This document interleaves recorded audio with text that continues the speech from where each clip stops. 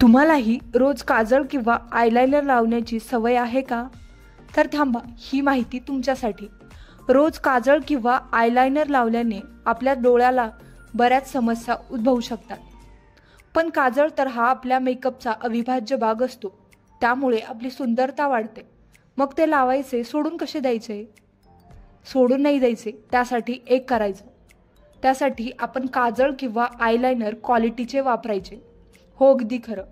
जर काजळ किंवा आयलाइनर क्वालिटीचे नसेल तर आपल्याला बऱ्याच प्रमाणात नुकसान होऊ शकते. त्यात आपल्या डोळ्याची जळजळ होते, डोळ्याभोवती ड्रायनेस निर्माण होतो.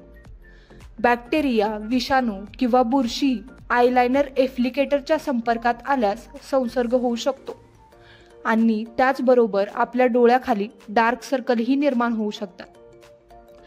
त्यासाठी आपण काजळ किंवा आयलाइनर वापरताना ते नेहमी क्वालिटीचे वापरायचे. त्याचबरोबर हे साफ करताना देखील आपल्याला बरीच काळजी घ्यावी लागते. ते साफ करताना पापण्यांचे नुकसान होऊ शकते, डोळे कमजोर होऊ शकतात. त्यासाठी करायचे तरी काय?